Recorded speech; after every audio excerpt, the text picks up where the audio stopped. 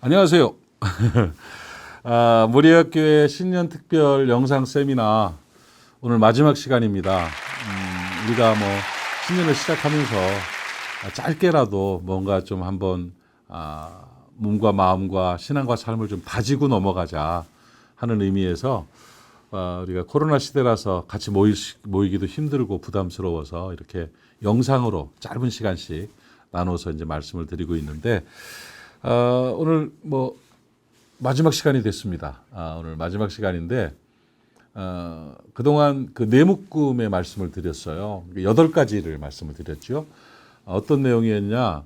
잘 사는 예수의 사람들이 되자. 잘 사는 사람이 되기 위한 삶의 자세들에 대해서 말씀을 드렸습니다. 한번 마지막 시간이니까 정리하고 넘어오면 좋겠죠.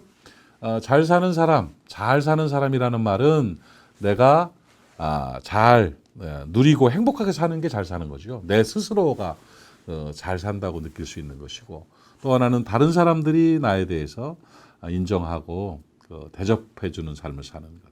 또 하나님께서 나를 칭찬하고 인정받는 삶을 사는 것. 그리고 나 때문에 다른 사람들이 행복해지는 것. 이런 것들을 우리가 잘 사는 것이다. 이렇게 표현을 했습니다.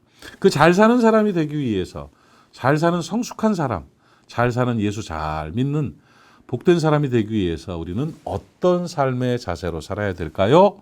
첫 번째 묶음은 존중과 배려를 말씀드렸죠. 여러분 사람들 존중하며 사십시오. 그는 그리스도께서 위하여 죽으신 형제라 이렇게 말씀하셨습니다. 사람 무시하는 사람이 가장 나쁜 사람입니다. 사람은 사람이기 때문에 존중받아야 합니다. 잘 존중하시기를 바라고요. 배려해 주십시오. 내 표현과 내 삶의 방식을 통해서 그 사람이 상처를 받고 힘들면 안 됩니다. 나 때문에 다른 사람이 손해를 보면 안 됩니다. 그래서 늘 배려해 주는 자세로 살아가십시오. 그러면 잘 사는 사람 되는 것입니다. 그리고 또 두 번째로 제가 드리는 말씀은 두 번째 문구는 배울 줄 아는 뭔가를 배우려 하는 배움과 또 행해보려 하는 시도라는 말씀을 드렸습니다. 배움과 시도가 두 번째 묶음인데요. 배우는 사람은 성장하게 됩니다. 배우기를 멈춘 사람 절대 성장할 수 없습니다. 또 뭔가를 시도해보는 사람은 결과를 얻습니다. 그 시도가 실패이냐 성공이냐는 큰 의미가 없습니다. 했느냐 하지 않았느냐가 큰 의미가 있습니다. 시도해서 실패한 것 속에서도 아름다운 열매들을 거둘 수가 있습니다. 그러나 행하지 않으면, 시도하지 않으면 절대로 아무것도 얻을 수가 없습니다. 배는 항구에 묶여 있는 게 제일 안전하지만 배는 항구에 묶어놓기 위해서 만든 것이 아닙니다. 인생은 아무것도 하지 않고 있으면 제일 안전하고 편하지만 사람은 아무것도 하지 않으려고 살아가는 존재가 아닙니다. 무엇라도 시도를 해보십시오. 그러면 아름다운 결과가 있게 되는 것입니다. 세 번째 묶음으로 드리는 말씀은 누림과 절제라고 말씀드렸습니다. 여러분 즐거움을 누리십시오. 하나님이 주신 축복입니다. 행복을 누리십시오. 그렇게 살아가야 잘 사는 겁니다. 내 몫의 즐거움을 누릴 줄 아는 사람들 되십시오. 노는 것을 스케줄로 잡는 지혜가 있기를 바랍니다. 가족들과 함께 특별히 좋은 시간들 많이 보내고 행복한 친구들이 많아질 수 있기를 축복합니다. 그리고 절제할 줄 알아야 됩니다. 훈련되는 것, 또 성숙한 것에 대한 표현이 바로 절제라는 것입니다. 절제할 줄 알 때 우리는 아름다운 삶을 살게 되는 것이죠. 열매 있는 삶을 살게 됩니다. 자, 그렇게 해서 세 묶음을 말씀드렸고, 네 번째 묶음 어제 드린 말씀은 만족함과 감사라는 것입니다. 만족을 이야기하면서 사람은 하나님의 은혜로 다른 사람 덕분에 사는 것이다. 그거 말씀드렸습니다. 원래 내 거 없었습니다. 그러니까 주어진 것에 만족할 줄 알 때 우리는 평강을 누릴 수가 있고요. 또 이 만족함이라는 것이 열매로 나타나는 게 감사함입니다. 그 감사함이 있을 때 우리는 행복을 누리게 되고 축복을 받게 되고 감사함으로 말미암아 복된 삶을 살게 되는 것입니다. 감사는 주어지는 것이 아니고 감사는 결정하는 것이다. 결정하고 잘 감사할 수 있기를 바랍니다. 그렇게 존중과 배려, 배움과 시도, 누림과 절제, 만족과 감사를 배웠고요. 오늘 마지막 시간으로 다른 사람들과의 관계 속에서 우리가 어떻게 살아가야 될 것인가를 그 삶의 자세를 좀 소개하고 싶습니다. 사람은요, 혼자 사는 존재가 아닙니다. 사람은 사람 속에서 사람과 함께 삽니다. 그래서 사람이 살아가면서 가장 중요한 게 인간관계예요. 진짜 부자는 돈 많은 사람이 부자가 아니고 사람 많은 사람이 부자입니다. 진짜 성숙한 사람은요, 돈이 많은 사람이 아니고 직위가 높은 사람이 아니고 좋은 관계의 사람들이 많은 사람들이 진짜 성숙한 부자입니다. 여러분, 그러기 위해서 오늘 중요한 5번째 묶음, 잘 사는 예수의 사람이 되는 방법, 친절과 나눔입니다. 여러분, 다른 이들에게 친절한 사람이 잘 사는 사람입니다. 무뚝뚝하지 마십시오. 날카롭지 마십시오. 불편하게 대하지 마십시오. 물론 성품에 따라서, 살아온 여건에 따라서, 또 자기의 기질에 따라서 뭐 이렇게 조금 뚝뚝하게 말하는 그런 경우도 있죠. 그래 뚝뚝하게 대하는 경우도 있는데 그걸 말하는 게 아닙니다. 마음이 따뜻한 사람들, 다른 사람들을 존중하고 배려하는 사람들은 친절하게 돼 있습니다. 이 친절함이라는 것은 굉장히 중요합니다. 그럼 어떤 게 친절한 거고 어떤 게 친절하지 않은 건가요? 예, 친절하다는 것은 나를 만나서 상대방이 기분이 좋아지면 친절한 겁니다. 나를 만나고 함께 일을 하고 함께 대화를 했는데 불쾌해지면 불친절한 겁니다. 친절의 다른 말은 기분입니다. 그래서 기분 좋게 만드는 사람, 기분 좋아지는 사람이 바로 친절한 사람입니다. 만났는데 안녕하세요 하는 사람하고 안녕하세요 하는 사람하고 어떤 게 더 기분이 좋습니까? 반갑게 맞이해 주는 사람이 훨씬 기분이 좋지요? 그게 더 친절한 겁니다. 친절이라는 것은 배려의 결실입니다. 그를 배려해줘. 그의 감정 상태를, 그의 입장을 배려해주는 최고의 열매, 최고의 서비스가 바로 친절인 거예요. 친절한 사람들은 성공합니다. 왜? 주변에 사람이 많아집니다. 멀리 있는 사람들, 또 식당이나 가게 하는 사람들은 손님들, 이런 분들에게만 친절하려고 노력하지 마시고요. 가까운 사람들에게 친절하십시오.